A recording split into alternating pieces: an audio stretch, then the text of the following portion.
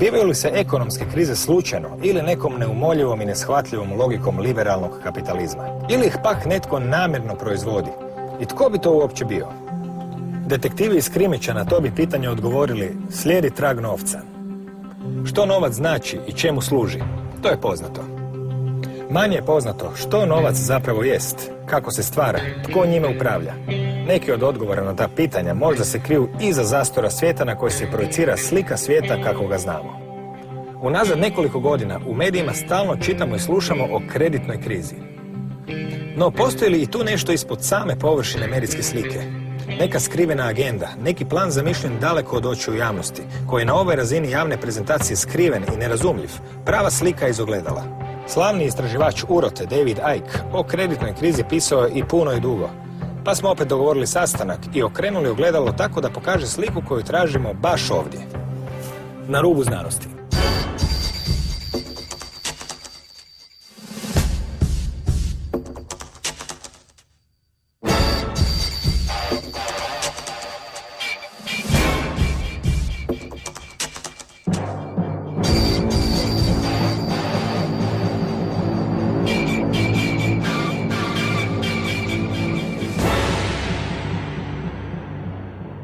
Dobar dan. Dobar dan i vama. Po 4., 5. put, tko to zna, bit će još prilike. Dakle, usred globalne krize smo već neko vrijeme, barem se tako piše. Na određeni način ste ju najavljivali u knjigama. Po vama, kako se ona zbila, otkuda je stigla, ako je umjetno stvorena, što se njome htjelo postići iz vaše perspektive? Well, it's interesting when you look at life and people in general that we don't tend to ask the big questions. We tend to just focus on the little questions. So we'll ask about how much money this costs or how much money I'm earning and all the rest of it. But we don't ask the big question, which is, what is money? And if we don't know what money is, then we can't understand how we're manipulated through the money system and how what we call banking is legalized theft. And because, of course, it doesn't mean it's lawful, if you like. It doesn't mean it's right or just. It just means it operates within the laws that those that control the banking system and at the same time control the political system have passed to allow banks to be legalized, corrupt, robbers of the people. And they do it like this. And to understand this banking crisis, we really got to understand, first of all, what money is. When you go into a bank and you ask for a loan on a house or car or whatever, what did the bank do? I mean, what was the process? Again, we don't seem to ask those questions. Oh, well, they lend us money. Well, okay. Well, where do they get it from? What has happened because the same network of families that I've been exposing all this time have controlled, indeed created the banking system as we know it, have also controlled the politicians that pass legislation about banking laws and finance. Laws have been passed to create something called fractional reserve lending. It sounds a boring title and all the rest of it, but we really need to understand what this means. Fractional reserve lending allows banks to lend at least, and it is at least, 10 times what they actually have on deposit. It's called credit. You know, people say, there's a credit crunch. What does that mean? It means that loans of, in effect, non-existent money are not being made on the scale they were before. But I'll come to that in a second. You go into a bank and you put $1 in a bank, say. That bank can now lend 9, 10 times that dollar because the law says you only have to have something like 10% of your theoretical money that that bank has on deposit. All the rest you can loan out. So you go into a bank and you borrow $50,000, say. Now, what the bank has done to create that is type into your account $50,000. It's not there. It's called credit, $50,000. From that moment, you start paying interest on $50,000 to that bank that has been created simply by someone at the bank typing $50,000 into your account.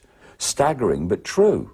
They've not moved precious metal anywhere. They've not moved real money into your account, but the theoretical figures on a screen money that they create out of thin air. But it gets better, or worse. I then take $50,000, a check, of that money, and I buy a car. The person I buy the car to takes the $20,000 and he puts it in his bank. Now his bank, Bank B, can lend 10 times on that $20,000, which at Bank A has been created out of thin air. Then he signs a check to someone else or buys something else, and then the person they buy it from, they put their money in their bank, which is Bank C. Say he bought something for $5,000. Bank C can now lend 10 times the $5,000, which has come from that bank being able to lend on the $20,000, which goes back originally to Bank A, where the money was created out of nothing. Now, when you follow this round, and some people have done the maths, one loan to one person of fresh air, out of nowhere money, credit, when it's traveled around the banks and gone from person to person, the interest the banking system as a whole gets from that original one fresh air loan is stupendous. And every time you go to the bank and you have a loan, you're starting that process again from the money that you loan. Now this, it has obviously fantastic implications for control of society, but it goes further. What is the difference between an economic boom and an economic depression? It's the amount of money and the perceived value of that money in circulation at the time. So this is what the banking system has done over and over and over again, and we're seeing it now in a very extreme way. Stage one, you want to stimulate a boom. So what do? You make lots of loans, because that's how money comes into circulation. People say, how does money come into circulation? It's governments in it. No, it's banks, private banks making loans. The more credit they give out, the more money they put into circulation, the more they have what now is a credit crunch. What they're doing is taking money out of circulation. So in stage one, they make lots of loans to people, and the criteria for getting a loan comes down and down and down, so more and more people get them. This puts lots of units of exchange in circulation, and therefore the ability for people to buy things. This means that companies have to make more things to meet demand. So people get more jobs, and there's more orders on the books, etc. And people say, hey, we're in a real boom time now. In boom times, because of the confidence that people have, because there are lots of orders at their company they work for, their jobs are strong and safe and all the rest of it, I think it is, people tend to get into more debt. So they borrow money for a bigger house, they have a bigger car, they might have 2 holidays instead of 1 or whatever, and they're doing it overwhelmingly on borrowed money, this fresh air money. What this creates eventually is an economic boom where lots of people have got themselves in lots of debt during this boom time. Then, at the optimum time, to bring about the outcome that they want, the banking system, which basically works as one unit because it's coordinated, you see individual banks, but the system itself works as one unit through these banks.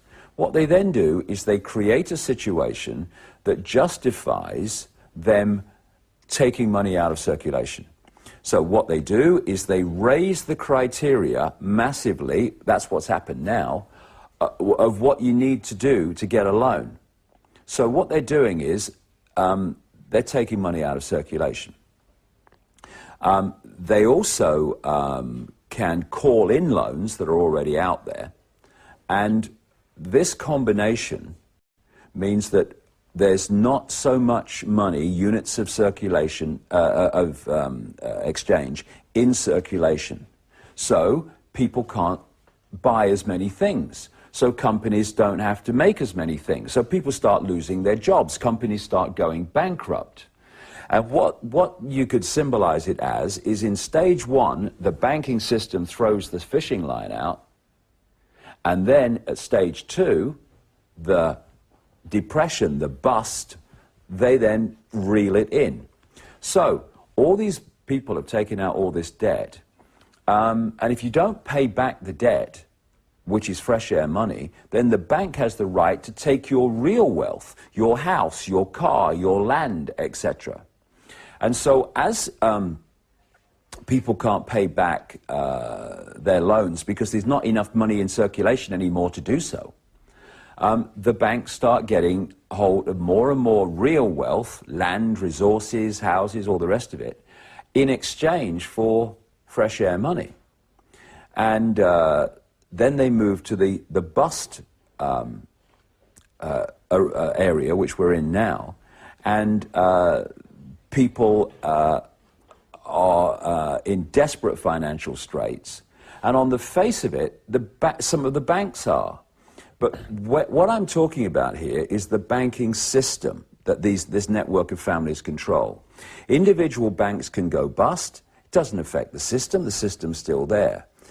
You could think of it of, if you own the European Champions Football League, you don't care if Manchester United lose to Barcelona or Barcelona lose to Manchester United.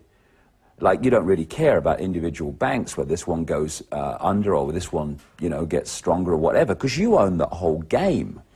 And it's from that level that all this boom and bust is manipulated.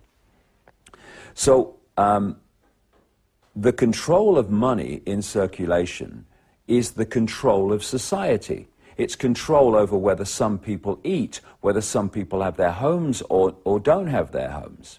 So from that point of control, you can manipulate what we have now experienced. And what did we experience? It came out of the United States. And the reason it was engineered from there is because the United States economy still today, when it is affected in some way, it has global implications. So they orchestrated it through there, and they did it like this.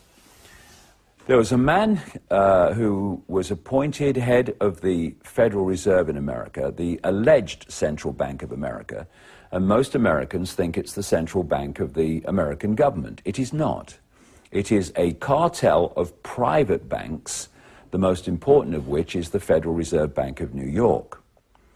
And I've been exposing Alan Greenspan, this longtime head of the Federal Reserve. He was appointed during the Reagan-Bush administration. He remained head of the Federal Reserve through Father Bush's period, through the two Bushes periods of Clinton, and through the virtually the entire two periods of Boy George Bush, apart from a couple of years. I think it was 2006 he got out, something like that. And so he basically controlled the American economy all the way through this period. And what he did and orchestrated, and this was followed in Britain and other countries too, was a process of removing all the checks and balances of the financial system, which stopped people making ridiculous loans that people wouldn't be able to pay back, and basically stopping a greed-motivated free-for-all.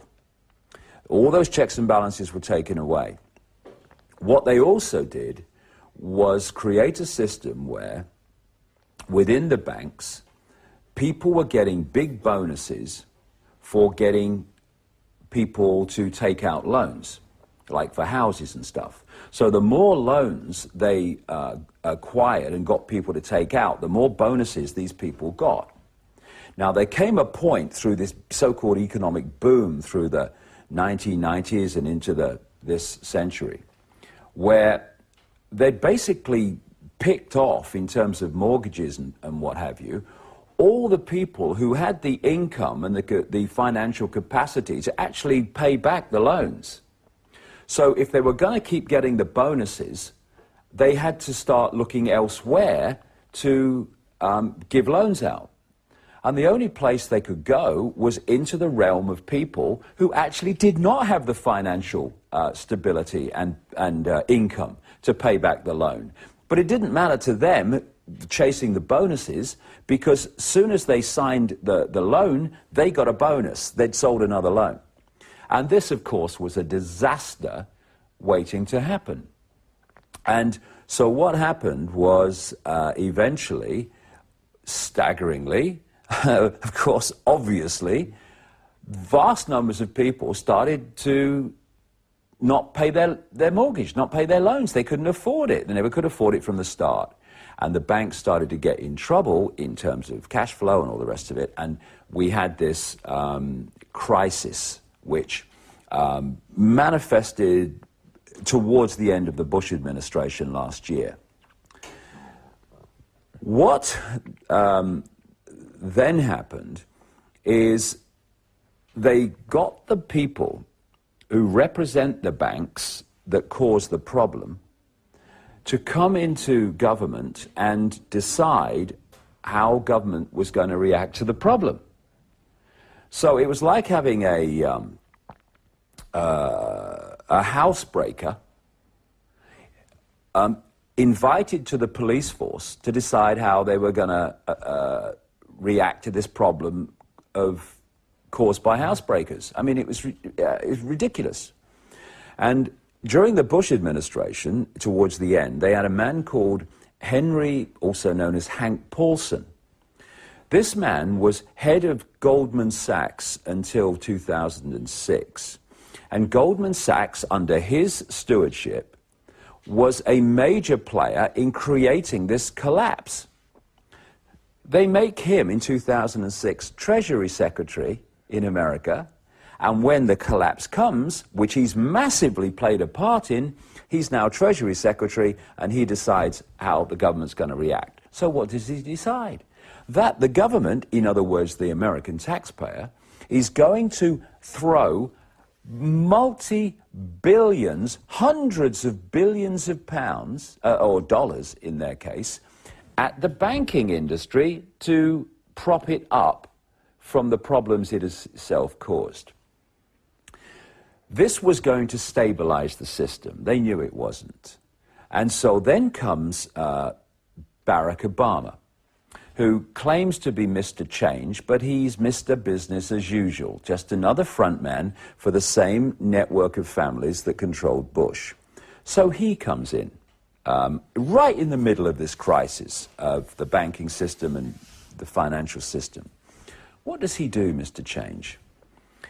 He appoints an economic team which is like a who's who of those who were massively responsible for creating the problem. He brings in the president of the New York Federal Reserve Bank, this key bank in the Federal Reserve cartel, which was fundamentally involved in all the deregulation that allowed this free-for-all to happen and the collapse to come. And he takes this man called Timothy Geithner, and he makes him Treasury Secretary. He brings in another man, a banker's boy to his fingertips, who's earned massive amounts of money from the banking industry, called Larry Summers, and he makes him one of his key economic advisors and executives. He brings in a guy called Paul Volcker. Paul Volcker was the longtime head of the Federal Reserve before Alan Greenspan. And Larry Summers, in 1991, wrote or signed a memo when he was chief economist to the World Bank, advising the World Bank to dump their toxic materials in third world countries and not Western countries, because in third world countries the compensation for the death and disease and injury caused by dumping these toxic materials there would be less than in a Western industrialized country. This is one of the key advisors to Barack Obama. And what do they decide, these bankers people who created the problem when they come in? They decide that the Obama administration should not, no, we must not throw hundreds of billions of dollars at the banking system, okay? We must throw trillions of dollars at the banking system. And so the American government has hurled trillions of borrowed money, which the taxpayers and children and generations yet unborn will be left with the bill for, at the very banking system that has caused the problem. But this is not incompetence. You see, incompetence and bureaucratic incompetence is one of the great cover stories for a cold, calculated plan.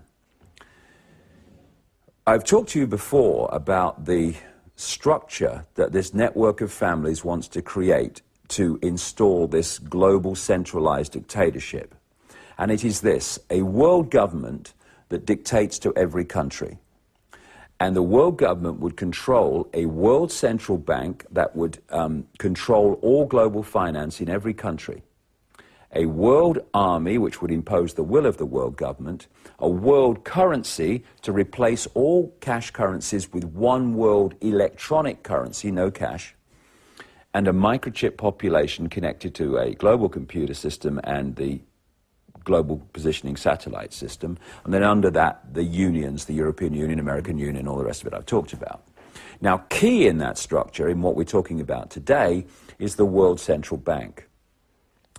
If you do not have an enormous global economic crisis that you have to find a solution for, there is no way that you are going to be able to persuade people to completely restructure global finance around a world central bank that would, not in theory, but in absolute effect, be a financial dictatorship to every person on the planet.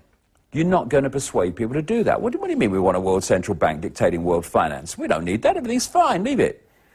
So what you do, of course, this is the technique that they use all the time, is you need a massive problem that destroys the status quo, destroys the financial status quo, and then you can then offer the solution, which is, look, this is so bad, there's no way we can sort this out. We have a global crisis because of globalization of the financial system now. No one can sort it out individually. We're going to have to find a global solution to this.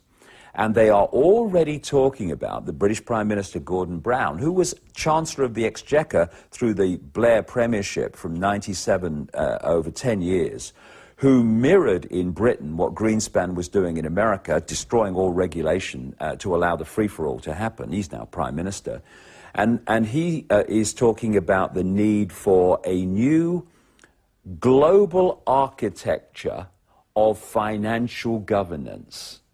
And there's newspaper and magazine articles being placed. Well, maybe what we need is a world central bank. It's already being talked about.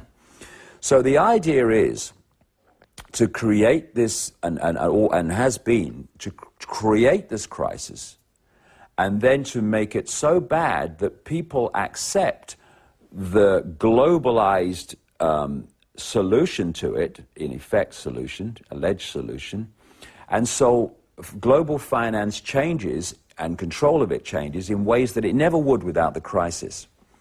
And so what we're looking at now is a three-stage process to bring that about. One has happened, one is happening, the other one is waiting in the wings to happen. Stage one of this engineered collapse is to collapse the economy in a way that people saw that there was a major problem.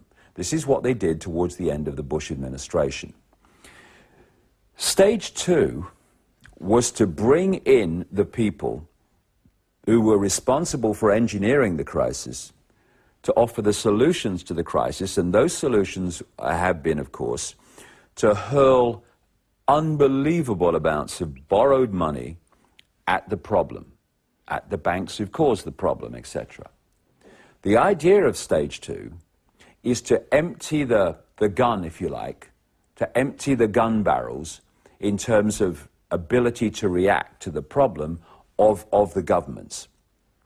You get them to throw so much borrowed money that there comes a point there's no way they can continue to do that. You also make sure, and we're now seeing this blatantly in America, that all that money thrown at the problem has no effect.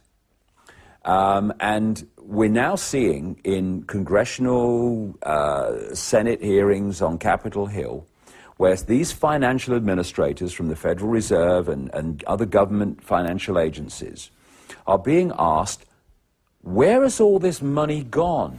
Where has all this vast amount of money gone that's been thrown at the banks? Who's got it? What have they done with it? Where is it? And they're like, well, we haven't done the audit yet. No, you don't know, do you? Well, I can't tell you at this moment, no. It's gone into a black hole because it's not meant to have an effect. And what they're doing in America, and some financial experts are exposing this, is they're artificially manipulating the figures of the banks to make it appear as if their problems are getting less and they're starting to, make money again. It's all financial manipulation to give the impression that things are turning around when they're not. This is stage 3 now. And I can't say when this will be. I can say when it will be, but I can't say when it will be in time. But when it will be when they decide that the barrels of the governments in terms of reacting to this crisis are empty and there's no more money or anything else they can do to react, and then they're going to crash the world economy on a major scale. And how bad will it be? It will be as bad as is necessary to get the world to accept a totally restructured global financial system based on a world central bank, which will be a dictatorship to everybody on the planet in terms of finance and financial potential and opportunity, etc. Now, what they want at the world government, world central bank level is just a mirror of what's happening in the European Union. See, in the European Union, they have the bureaucracy dictating from the center, which is what they'd want the world government to be at a world level.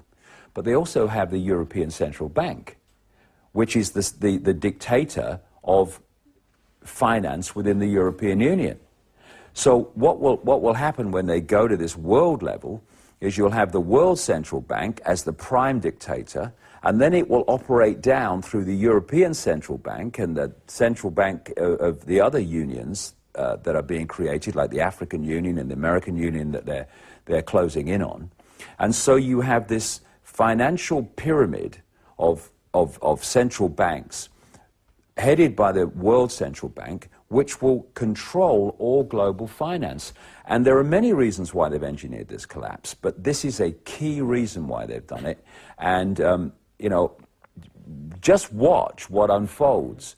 And we'll see when they first start talking about, we really need a world central bank. It might not be too far from now. It's just a case of how bad do we have to make it before we get what we want. And if they have to make it really, really bad, well beyond the 1930s Great Depression, they will do so, because they're ruthless. U cijelom svijetu danas postoji nekakva vrst povjerenja, uzdanja u novog američkog predsjednika, dok toga jer Amerika naravno ima najveći utjecaj na svjetske financije. Naravno, prema vašim knjigama, cilj je u stvari Ameriku uništiti kao globalnu silu, da bi se mogla stvoriti jednu drugu globalnu državu. Vi u svakom slučaju baš ne zvučite kao optimist po pitanju povjerenja u novog američkog predsjednika. I've been talking about Barack Obama and writing about Barack Obama for many, many months, well before he won the election. And a lot of people criticized me for it, because I was saying that this man is a total fraud and a total fake, because people looked at his smile, his switch-on smile. Is the camera on? Yes. Oh, wait. You know, it's this switch-on smile. It's like Tony Blair, you know. Press the button, get the smile. And what he was saying about change, and I stand for the people, and yes, we can, and all the rest of it. Hope, something to believe in. And they took that on face value, and that's what people do. That's why they're so easy to manipulate. So what I did, I started looking at his background. And he comes out of the most, or at least one of the most, corrupt political systems on the planet, which is Chicago, Illinois. If you are not deeply, deeply corrupt and have a attitude that you'll do what's necessary to get power, then you do not survive politically in Chicago and Illinois, never mind prosper.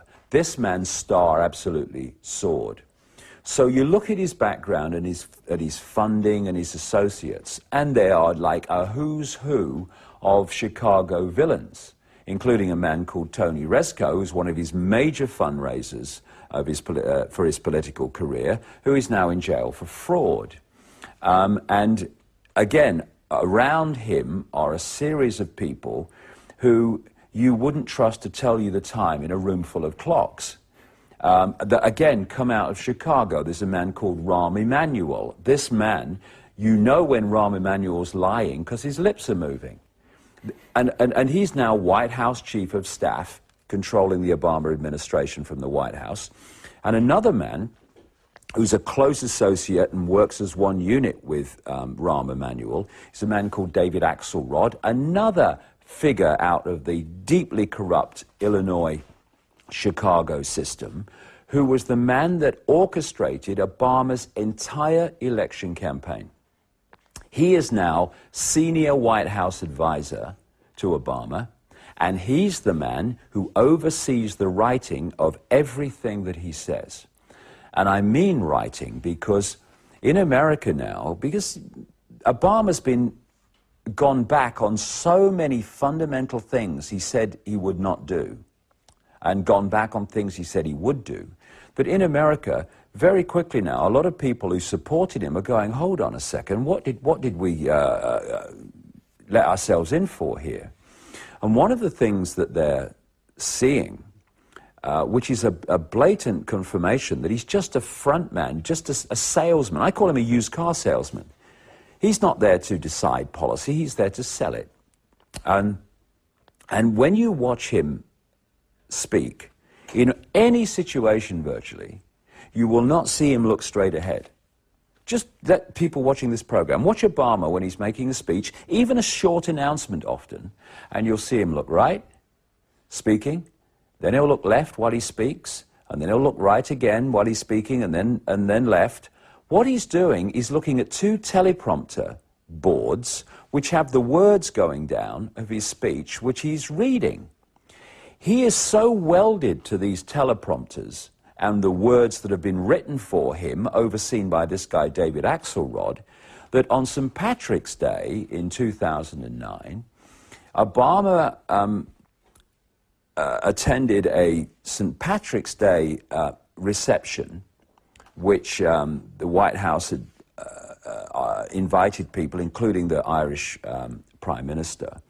And Obama stood up to make his welcome speech and thanked himself for inviting everybody because the Irish Prime Minister's speech was still on the teleprompter and not his own. So he started reading someone else's speech. And he's known in America now more and more as the teleprompter president. And so right down to even what he says in public is written for him.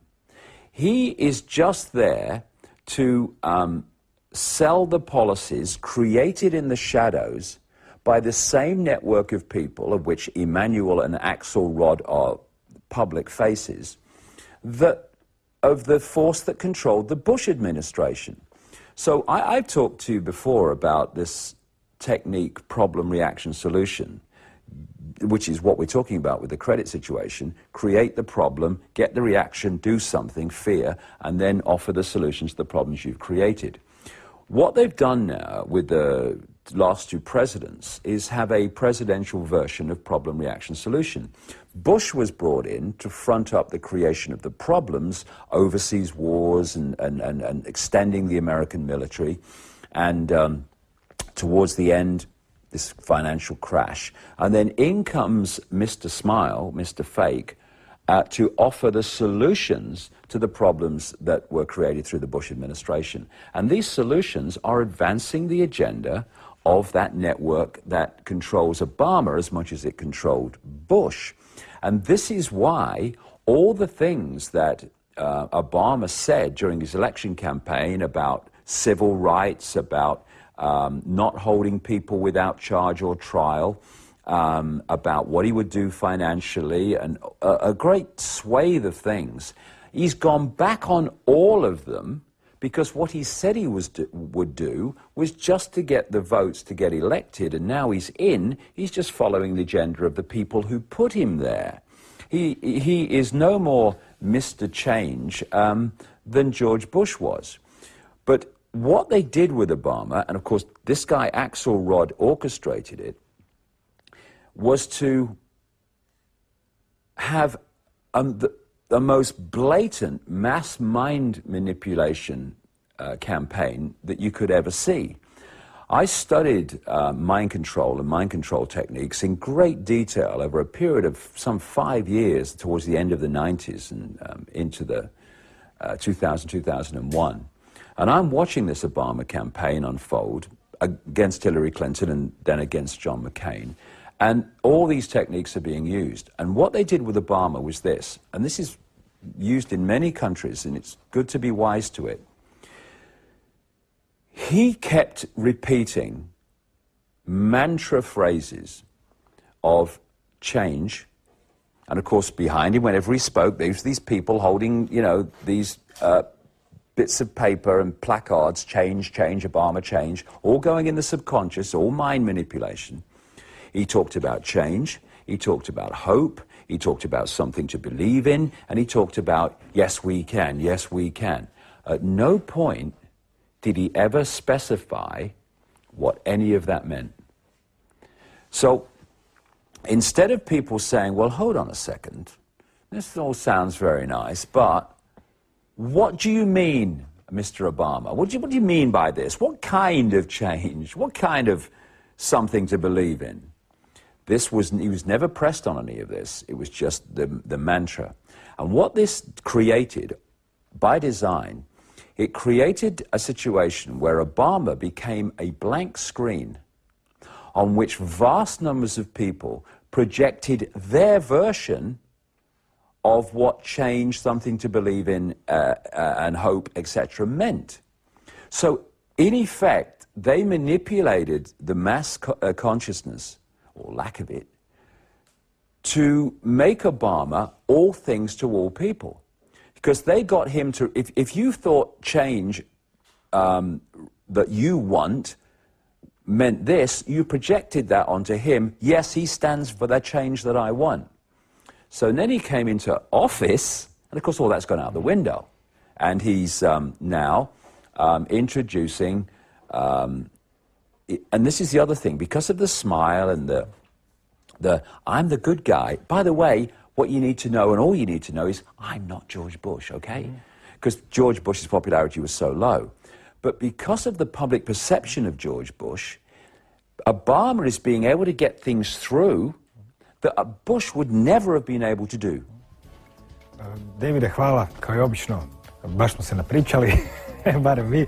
U svakom slučaju vaše teme odrađujemo u ratama, kao što se to radi s kreditima. Nadamo se da neće na kraju sve doći na naplatu odjednom, pa da onda ostanemo recimo bez ovog studija ili nešto još gore. Ali bit ćemo optimisti, to je naša glavnica. Hvala vam, hvala i vama i doviđenja.